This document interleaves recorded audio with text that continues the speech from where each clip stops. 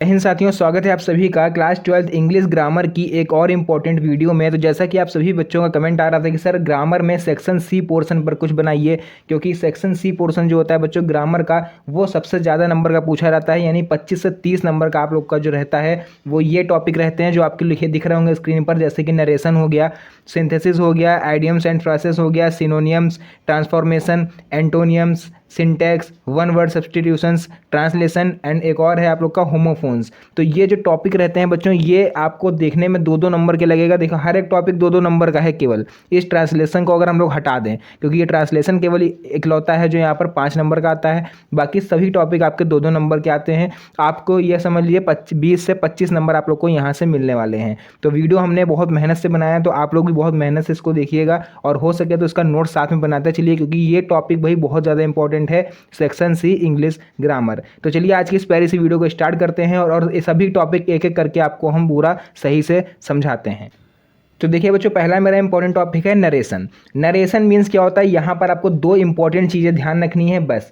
पहली इंपॉर्टेंट चीज़ ये ध्यान रखनी है कि यहाँ पर हमेशा 3 पर्सन्स इन्वॉल्व होंगे, यानी कि 3 व्यक्तियों के बीच में इसमें बात हो रही होगी, जिसमें से 2 प्रेजेंट होंगे, 1 प्रेजेंट नहीं होगा। जैसे कि पहला सेंटेंस है ही साइड टू मी, यानी कि उसने मुझसे कहा please give me your book for 2 days, अपनी बुक हमको दे दो 2 दिन के लिए। तो ये चीज़ आप किसी दूसरे से बता रहे हो कि आपसे मान लीजिए अगर ए बी सी, यहाँ पर 3 पर्सन दिए हुए हैं ए बी सी, तो ए वाला इसमें प्रेजेंट नहीं है, आप बी से बात कर रहे हो सी के लिए, ठीक है। यानी बी को बता रहे हो, बी आप हो और सी को आप बता रहे हो कि ए ने हमसे कहा था कि 2 दिन के लिए हमको बुक दे दो। यानी जो पर्सन नहीं है उसकी बात आप कर रहे हो अपने दूसरे दोस्त से, इस तरह से समझ लो। यानी कि ही साइड टू मी, यानी उसने, यानी ए ने बी से कहा कि please give me your book for 2 days, आप इसको सी को बता रहे हो। क्लियर है। तो नरेशन में एक चीज़ तो ये होगी कि इसमें 3 पर्सन इन्वॉल्व होंगे, और दूसरी इंपॉर्टेंट चीज़ ये होगी बच्चों कि ये हमेशा प्रेजेंट और पास्ट में चलेगा,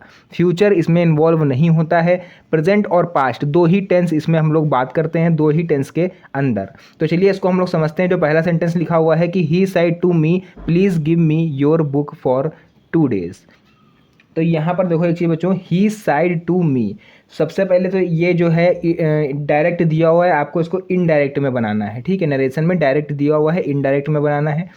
यहाँ पर जब ये कॉमा हटेंगे तो एक कंजंक्शन वर्ड लगता है जो कि इन 2 सेंटेंसों को ऐड करेगा, यानी कि जोड़ने का काम करेगा। तो वहाँ पहुँचेंगे हम बाद में, पहले इस साइड टू को हमें निपटाना है। यहाँ से साइड टू को किस में कन्वर्ट कर देंगे, देखो वैसे तो यहाँ पर टोल्ड में होता है, लेकिन यहाँ पर प्लीज़ वर्ड लिखा हुआ है, दिख रहा होगा आपको, यहाँ पर प्लीज़ लिखा हुआ है, यानी कि रिक्वेस्ट करी जा रही है। तो इसको आप इनडायरेक्ट फॉर्म में लिखोगे रिक्वेस्टेड, ठीक है। तो यहाँ पर लिखोगे बच्चों ही, ठीक, ही रिक्वेस्टेड, यहाँ पर लिख लो ही रिक्वेस्टेड, ठीक, यानी उसने मुझसे रिक्वेस्ट करी, ही रिक्वेस्टेड मी, ठीक। साइड टू की जगह, पूरे की जगह हमने क्या कर लिया, रिक्वेस्टेड कर लिया। क्लियर है, दिख रहा है आप लोग को, मी। अब यहाँ पर एक कंजंक्शन वर्ड लगेगा बच्चों, वो हो जाएगा टू, ठीक। ही रिक्वेस्टेड मी टू, अब ये प्लीज़ तो लगेगा नहीं, क्योंकि प्लीज़ की जगह आपने यहाँ पर रिक्वेस्टेड लिख ली है। तो टू के बाद आपको सीधे गिव से पूरा छाप देना है, गिव।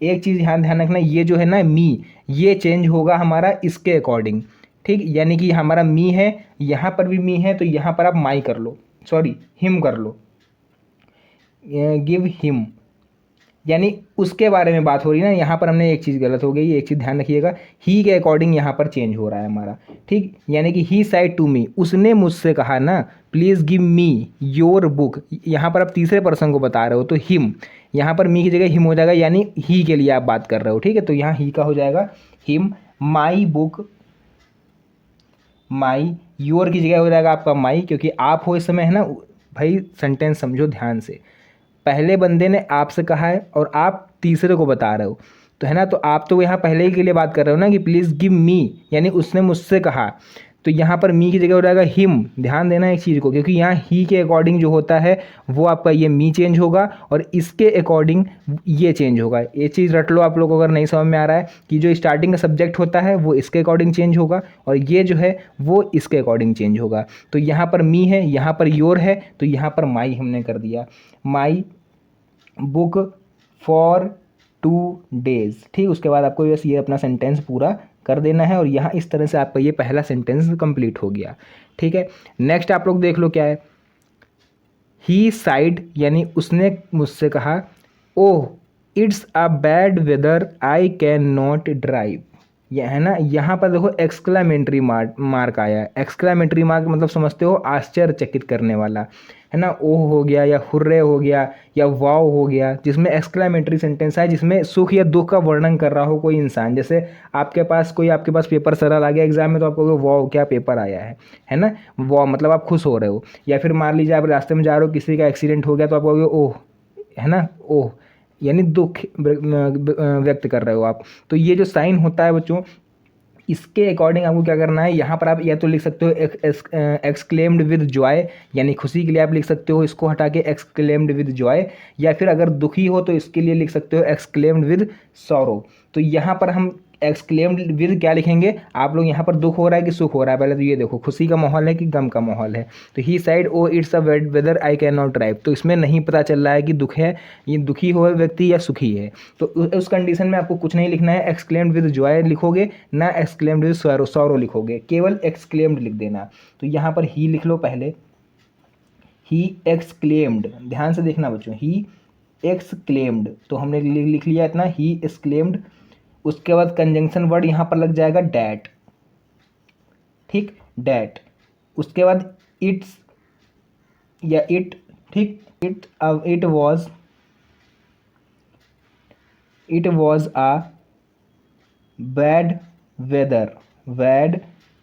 वेदर।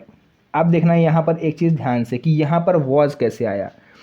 इट इज़ यहाँ पर लगा हुआ है, ध्यान से देखना, इट इज़ को ही हम लोग इट्स पढ़ते हैं, तो इट हमने अलग कर लिया और इज़ यहाँ पर नहीं लगेगा, क्योंकि हमने बोला प्रेजेंट और पास्ट में बात होती है, हमने स्टार्टिंग में बोला था। तो पास्ट कंडीशन जो बीत चुकी है उसके लिए यहाँ पर हम वॉज लगाएंगे। अगर यहाँ इज़ है तो यहाँ पर हमने वॉज लगा दिया, यानी कहा था, है ना। अब आप बता रहे हो ना दूसरे को, किसी ने आपसे तो पहले कहा होगा, जब आपसे कहा उसने तभी तो आप दूसरे को बता रहे हो, तो वो हो जाएगा वॉज, यानी उसने कहा था।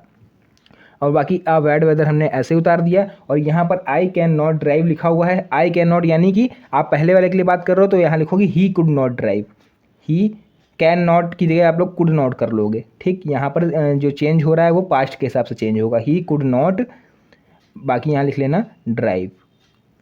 क्लियर है यहाँ तक? चलिए, दो हमारे सेंटेंस कंप्लीट हुए। एक और सेंटेंस देखते हैं हम लोग, और इसको आप लोग बनाने की कोशिश करना। राम साइड टू मी, यानी राम ने मुझसे कहा, why are you not playing cricket match. Ram ने मुझसे कहा कि तुम क्यों नहीं खेल रहे हो क्रिकेट मैच। तो यहाँ पर भी एक चीज़ ध्यान से देखो, साइड टू मी है ना, यानी उसने मुझसे कहा, तो यहाँ पर आप साइड टू की जगह क्या लगा सकते हो, आस्क्ड लगा सकते हो, यानी कहा या पूछा, है ना, बात वही है। उसके बाद यहाँ पर जो कंजंक्शन वर्ड यूज़ होगा, एक चीज़ ध्यान रखना, WH वाले जो आते हैं, जैसे वाई हो गया, वाट हो गया, वेयर हो गया, हु हो गया, ठीक। तो ऐसे में इसी को हम लोग कंजंक्शन वर्ड बना लेते हैं, इसमें कोई अलग से कंजंक्शन वर्ड यूज़ नहीं होता है। इसको कहीं पर इंपॉर्टेंट पॉइंट डाल के लिख लो कि WH वाले जो सेंटेंस जहाँ से स्टार्ट हो रहा होता है इनडायरेक्ट में, डायरेक्ट में, उसमें आप इसी को ही कंजंक्शन वर्ड मान लोगे। तो यहाँ पर बच्चों सिंपल सा सेंटेंस हो जाएगा राम, ठीक, राम। साइड टू की जगह आप लोग कर दोगे आस्क्ड, ठीक, आस्क्ड मी। क्या पूछा भाई, वाई, यानी कंजंक्शन वर्ड आपका यही लगेगा।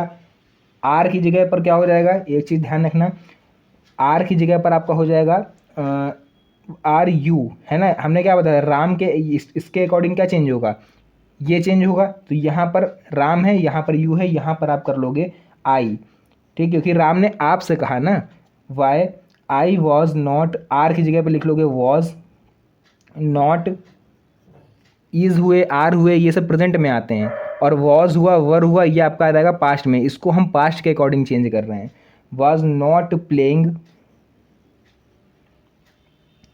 क्रिकेट मैच, ठीक। यहाँ तक आपका सेंटेंस पूरा हो जाएगा। अब इसमें आपको कुछ भी एक्स्ट्रा नहीं करना है। समझ में आया? हमने क्या करा, साइड टू की जगह हमने यहाँ आस्क्ड कर लिया, बाकी मी सेम रहा, वाई आपका ऐसे उतार दिया, आर की जगह पे कर लोगे आई वॉज, ठीक।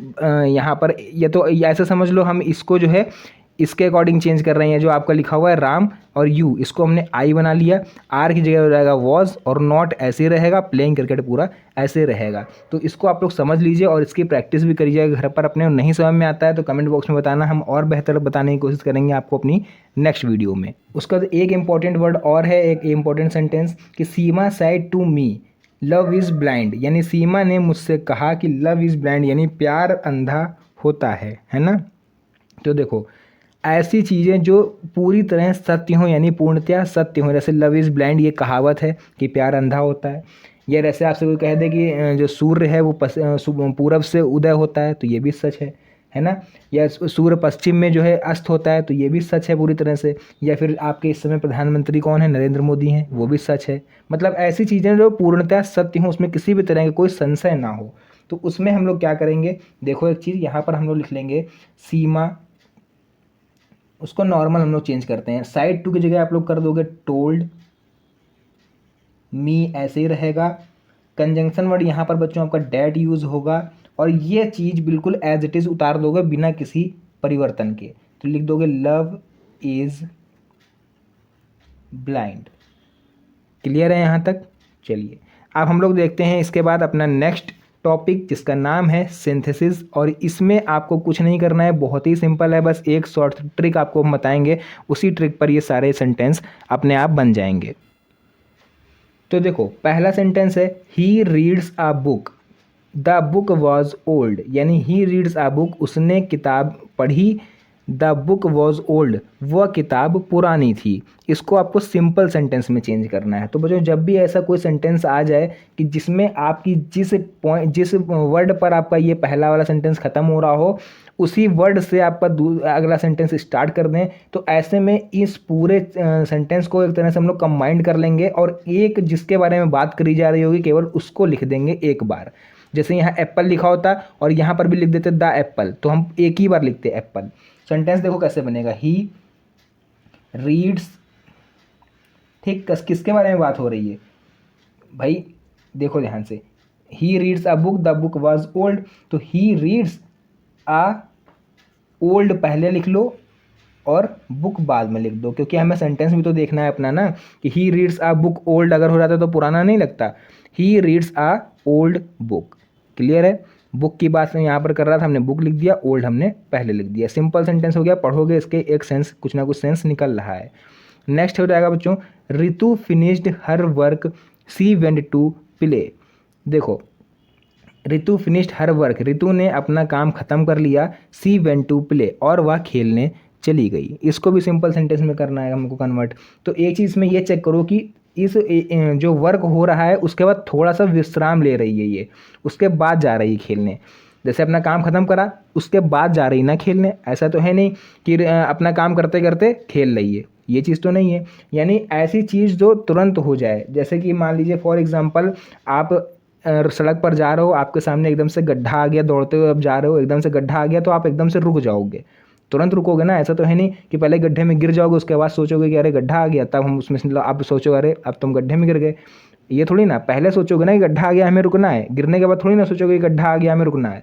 तो वही चीज़ें यहाँ पर हो रही है, यहाँ पर काम एक खत्म हो रहा है उसके बाद दूसरा शुरू हो रहा है, मतलब अंतराल है वह कामों के बीच में। तो ऐसे सिचुएशन में आपको क्या करना है, सबसे पहले लग जाता है हैविंग। ठीक, ये चीज़ें कुछ चीज़ें हैं जो याद रखने वाली हैं। हैविंग, हैविंग, उसके बाद आ रहेगा फिनिश, हैविंग फिनिश्ड।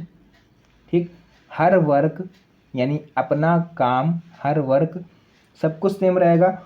सी की जगह, सी की यानी किसके बारे में बात हो रही है, ऋतु के बारे में, कोई दूसरा तो इन्वॉल्व है नहीं, तो यहाँ पर नाम ही लिख दो भैया ऋतु। वेंट टू प्ले, पूरा सेंटेंस आपको ऐसे ही उठा के छाप देना है, और बच्चों देखो सिंपल सा सेंटेंस बन के तैयार हो गया। नेक्स्ट देखते हैं, I am sure Hari will help me, मैं कन्फर्म्ड हूँ यानी पक्का है कि हरी मेरी मदद करेगा। इसको आपको चेंज करना है कॉम्प्लेक्स सेंटेंस में। तो ऐसी चीज़ जिसमें जो सब्जेक्ट है वो पूरी तरह से श्योर हो, तो वहाँ पर हम लोग क्या करते हैं, देखो I am sure, conjunction word यहाँ पर आपका यूज होगा that, Hari will help me, पूरा सा पूरा सेंटेंस आपको ऐसे ही छाप देना है। क्लियर है, यहाँ तक समझ में आ गया। उसके बाद अगला पॉइंट देख लो, सीमा इज़ रिच। भाई इस तरह से सेंटेंस सबसे ज़्यादा एग्जाम में पूछे जाते हैं, रिच वाले, पुअर वाले। तो कंपाउंड में इसको आपको चेंज करना होता है कि सीमा इज़ रिच यानी सीमा अमीर है, सी इज़ नॉट हैप्पी लेकिन खुश नहीं है। तो यहाँ पे क्या करोगे, ऐसी कंडीशन में आप थॉट का यूज़ करते हो। किसका यूज़ करते हो बच्चों, thought, THOUGHT, thought. Seema is rich,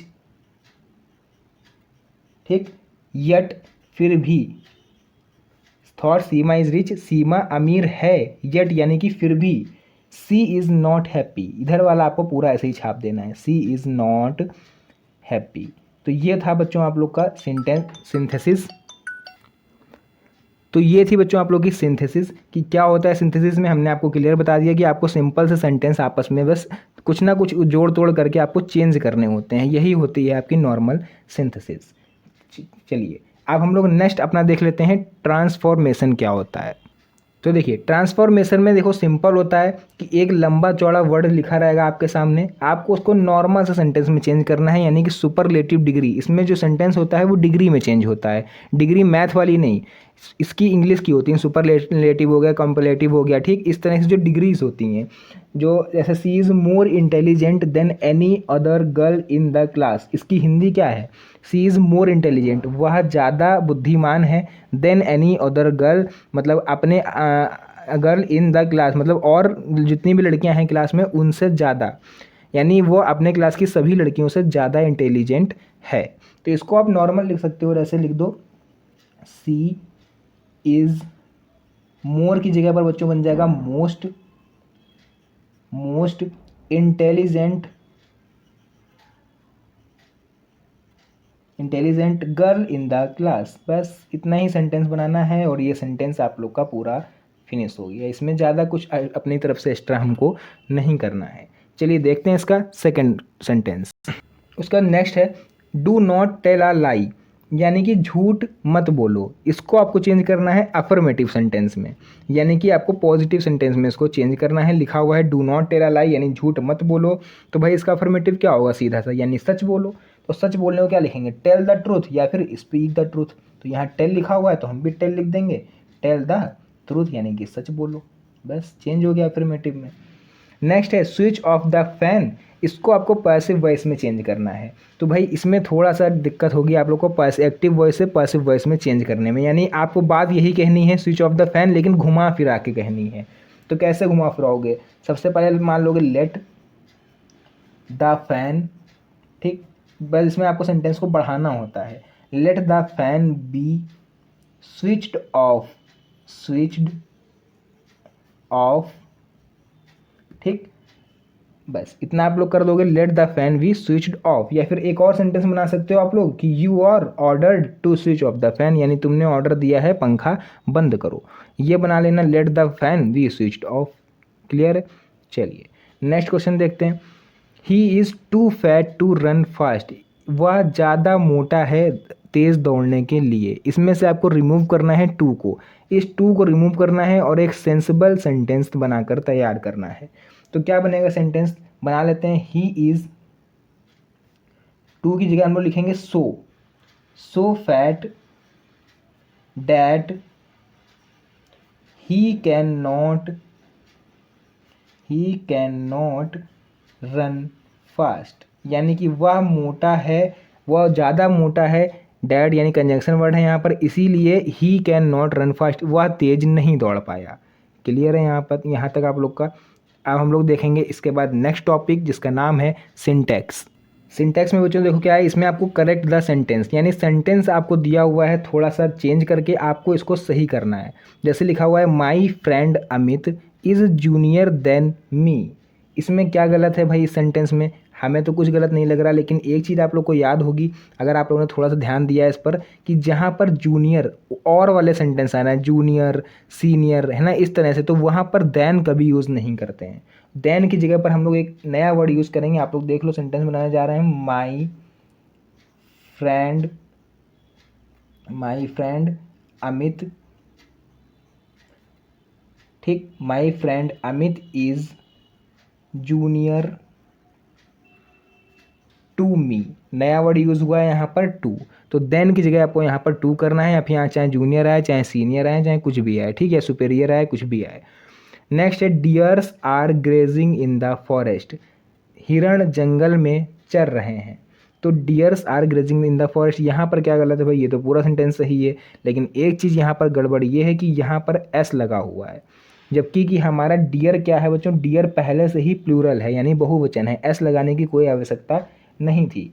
तो यहाँ से हम एस को रिमूव करते हैं, deer are grazing in the forest. Clear है यहाँ तक? चलिए इतना सेंटेंस आपका बन गया। अब हम लोग देखते हैं अपना नेक्स्ट सेंटेंस। नेक्स्ट है भाई पुअर और हॉनेस्ट, गरीब ईमानदार होते हैं। तो यहाँ पर सेंटेंस में केवल एक मिस्टेक है कि पुअर, भाई पुअर के बारे में बात हो रही है यानी गरीब पर लोगों के बारे में, तो गरीब कोई एक तो है नहीं, इनकी यूनिटी है, कम्युनिटी है, यानी बहुत सारे लोग गरीब होते हैं। तो यहाँ पर जब संगठन की बात हो तो दा लगा देना स्टार्टिंग में, यानी कि the poor are honest. Clear है यहाँ तक? चलिए नेक्स्ट हम लोग देखेंगे economics are not interesting subject for me. Economics है वो हमारे लिए इंटरेस्टिंग सब्जेक्ट नहीं है। तो इसमें एक चीज़ आपको क्या ध्यान देनी है, जिसमें एस लगा हो, तो क्या ये प्लूरल है क्या? एस लगा, जैसे यहाँ पर भाई एस लगा था तो ये प्लूरल था, है ना, एस था, एस लगा था तो प्लूरल नहीं था, क्योंकि डियर पहले से ही प्लूरल होता है। तो यहाँ पर भी क्या प्लूरल होगा इकोनॉमिक्स? अगर आपका जवाब हाँ में है तो आप गलत हो, क्योंकि इकोनॉमिक्स हो गया, उसी तरह तो फिजिक्स भी होता है, फिर वो भी प्लूरल हुआ, जबकि नहीं, फिजिक्स लास्ट में एस आ रहा है लेकिन फिर भी क्या है, वो प्लूरल नहीं है, वो सिंगुलर है यानी एक वचन है। क्या वो मैथमेटिक्स आ गया आप लोग का, लास्ट में एस आ रहा है, पॉलिटिक्स आ गया। तो इसी तरह से ये सब्जेक्ट है यानी सिंगुलर है ये, ठीक है। तो यहाँ पर हम लोग क्या करेंगे, आर नहीं लगाएंगे, यहाँ पर हम लोग लगाएंगे, देखो इकोनॉमिक्स इज नॉट, ठीक, आर नहीं लगेगा क्योंकि आर उसके साथ लगता है जहाँ पर प्लूरल हो, ठीक है, एक चीज़ ध्यान रखना। तो यहाँ पर हम लोग लगाएंगे economics is not interesting subject for me. Clear है? अब बहुत लोग सोच रहे होंगे कि यहाँ पर आपने आर को इज नॉट कर दिया, यहाँ पर आर को इज नॉट नहीं क्यों नहीं करा। भाई यहाँ पर प्लूरल है, डियर हमारा प्लूरल होता है, हिरण यानी कई सारे हिरण, इसलिए यहाँ पर आर लगा रहने दिया हमने। क्लियर है पूरा? चलिए सिंटैक्स आपके पूरे फिनिश हो गए। उसके बाद बच्चों हम लोग आ जाते हैं सिनोनियम्स पर, यानी कि सिनोनियम्स मतलब होता है आप लोग का समानार्थी। ध्यान देना यहाँ पर, समानार्थी यानी जिनका एक जैसे शब्द हों लेकिन अर्थ कई सारे हों। जैसे द सिनोनियम ऑफ डेस्टिनी, डेस्टिनी का सिनोनियम क्या होगा, डिफीट, फॉर्चून, विक्ट्री या कॉन्फिडेंस। तो भाई हमें डेस्टिनी की हिंदी ही नहीं पता तो हमें इंग्लिश कहाँ से पता चलेगी, है ना।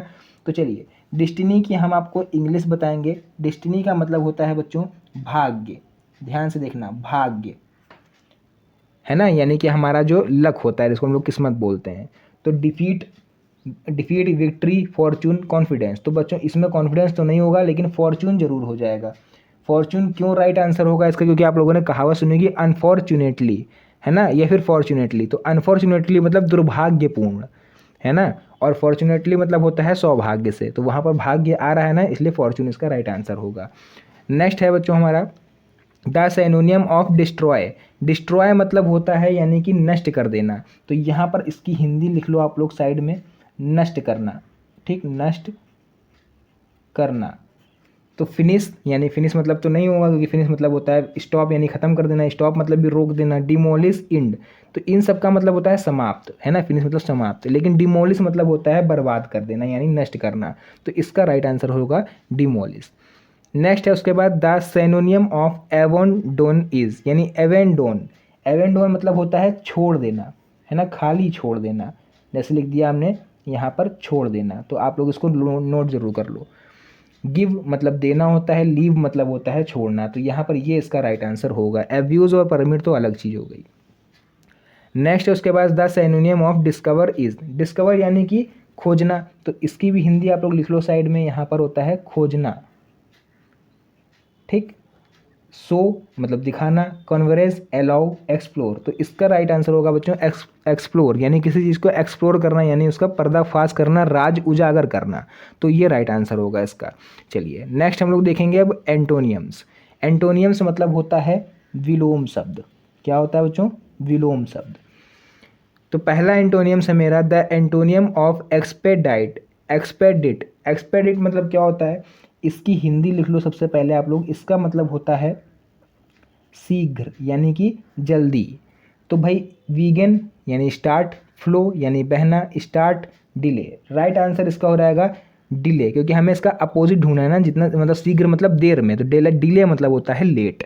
तो ये होगा इसका राइट आंसर। उसके बाद नेक्स्ट इसका है the antonym of ancient is. Ancient यानी कि प्राचीन, लिख लो यहाँ पर। एंशिएंट मतलब हो जाएगा प्राचीन यानी पुराना। तो ओल्ड, शॉर्प, फ्रेश, न्यू, तो इसका लगा दो न्यू यानी कि नया। फिर है the antonym of freedom is. Freedom यानी कि आप लोग लिख लो यहाँ पर, इसका मतलब होता है आज़ादी, है ना, यानी इंडिपेंडेंस। तो इसका हो जाएगा फॉर रीजन बॉन्डेज। बॉन्डेज यानी कि बांध के रखना। ठीक है, नेक्स्ट फोर्थ देख लो, इसका क्या है द एंटोनियम ऑफ फ्लेक्सिबल। क्या है इस फ्लेक्सिबल का मतलब? तो फ्लेक्सिबल का मतलब यहाँ पर हो जाएगा बच्चों हमारा लचीला, है ना, यानी कि आरामदायक। तो हार्ड, न्यू, सॉफ्ट, चीप, तो इसका हो जाएगा हार्ड यानी कि कठोर। तो इस तरह से हमारे ये एंटोनियम्स भी फिनिश हुए। उसके बाद आता है आइडियम एंड फ्रासेस। आइडियम एंड फ्रासेस मतलब होता है इससे मिलते जुलते शब्द आपको लिखने हैं। जैसे लिखा हुआ है किथ एंड कीन, तो इसका मतलब होता है सगे संबंधी। इसका मतलब होता है सगे संबंधी, है ना, यानी रिलेटिव्स। तो रिलेटिव्स आपका इसका राइट आंसर होगा। फ्रेंड्स होगा नहीं, इनेमी होगा नहीं, फेक फ्रेंड्स होगा नहीं, तो रिलेटिव्स हो जाएगा। फिर है the phrase set in means. Set in, इसका मीन्स मतलब क्या होता है बच्चों? ये होता है आपका शुरू करना, है ना, यानी कि स्टार्ट करना। तो इसका क्या हो जाएगा? To stop, to begin, to produce, to move. तो ये हो जाएगा टू बिगिन यानी कि शुरुआत करना। उसके बाद नेक्स्ट है bone of contention. Bone of contention यानी कि झगड़े की जड़। झगड़े की जड़, है ना, लड़ाई की, जिसको जड़ बोलते हैं। सॉल्यूशन फॉर अ कॉन्फ्लिक्ट या end of conversation, source of crucial. Source of crucial मतलब होता है झगड़े की जड़। नेक्स्ट है the France act upon means. Act upon, इसका मतलब क्या होता है? इसका मतलब होता है किसी चीज़ का अनुसरण करना, यानी कि फॉलो करना, किसी को अनुसरण करना। तो इसका हो जाएगा to work hard, to advice, to connect, to follow suggestion. तो इसका हो जाएगा भाई, जैसे हमने बताया टू फॉलो, तो यहाँ पर लिख लो टू फॉलो सजेशन, इसका राइट आंसर होगा। क्लियर है? तो इस तरह से हमारे ये आइडियम्स एंड फ्रॉस भी कंप्लीट हुए। अब नेक्स्ट हम लोग देखेंगे इसमें वन वर्ड सब्सटीट्यूशन, यानी अनेक शब्दों के लिए एक शब्द। तो a person who does not believe in God, ऐसा व्यक्ति जो भगवान में विश्वास नहीं रखता। इगोइस्ट यानी कि हो जाएगा अहमवादी, लिख लो अहमवादी यानी कि घमंडी। थीस्ट मतलब हो जाएगा आस्तिक। ठीक, एथिस्ट मतलब नास्तिक। ये सब नोट कर लीजिए आप लोग, है ना। और इमिग्रेंट मतलब होता है प्रवासी। तो जो भगवान को नहीं मानता उसको क्या बोलते हैं? नास्तिक। तो इसका राइट आंसर हो जाएगा एथिस्ट। नेक्स्ट है उसके बाद one who does not eat meat is called, ऐसा व्यक्ति जो मीट नहीं खाता है यानी नॉनवेज नहीं खाता है, क्या बोलते हैं उसको? नॉन वेजिटेरियन यानी मांसाहारी, वेजिटेरियन यानी शाकाहारी, ओमिग्रेंस यानी कि हो जाएगा सर्वाहारी, और पैरासाइट मतलब परजीवी। तो यहाँ पर भाई शाकाहारी जो मीट नहीं खाता है वो होता है वेजिटेरियन। उसके बाद एक और चीज़ बची हुई है भी हमारी, होमोफोन्स, यानी कि एक जैसे जो शब्द लगते हैं इनको शब्द युग्म बोलते हैं, उसको हम लोग देखते हैं। लोन, लोन मतलब जो सुनने में एक जैसे लगें, तो इसका लोन मतलब हो जाएगा आप लोग का यहाँ पर अकेला। ठीक, और इसका लोन मतलब हो जाएगा ऋण यानी कि कर्ज। तो आप लोग इसको एक सेंटेंस में लिखोगे, जैसे आप लोग इसको लिख सकते हो Ram is a loan person, है ना। और ऋण यानी लोन का लिख लोगे, जैसे कि लोन हमें कौन देता है? बैंक गिव्स अस लोन, है ना, मतलब ये वर्ड यूज़ होने चाहिए इसमें। नेक्स्ट है गेट या फिर गेट। तो एक गेट का मतलब तो होता है भाई सिंपल सा गेट यानी दरवाजा हमारे घर का, और एक गेट का मतलब होता है चाल यानी कि उसकी स्पीड। ठीक, तो इसमें आप लोग सेंटेंस अपने आप बना लीजिएगा, कोई भी सेंटेंस बना लेना जो आपका मन हो। फिर एक होता है वेट, एक होता है वेट। तो एक मतलब हो गया वेट यानी इंतज़ार, और एक वेट मतलब हो जाएगा भार यानी आपके शरीर का या किसी भी चीज़ का। ठीक है। नेक्स्ट हमारा है भाई वीक या फिर वीक, तो एक वीक तो आप लोग का हो जाएगा कमज़ोर, ठीक। और एक वीक आपका हो जाएगा, सॉरी यहाँ पर कमज़ोर होगा, नीचे हो जाएगा कमज़ोर, और ऊपर आपका हो जाएगा जो आपका हफ्ते होते हैं, यानी जो डेज होते हैं, संडे मंडे ट्यूसडे, है ना। तो इस तरह से ये होमोफोन्स भी हमारा फिनिश हुआ। अब हमारा केवल बचा हुआ है इसमें बच्चों ट्रांसलेशन। ट्रांसलेशन हम इस वीडियो में इसलिए आप लोग को नहीं बताएंगे क्योंकि वीडियो मेरी ऑलरेडी काफ़ी ज़्यादा लंबी हो चुकी है। ट्रांसलेशन के लिए एक स्पेशल वीडियो हम आने वाली है, बस नेक्स्ट वीडियो उसी पर रहेगी।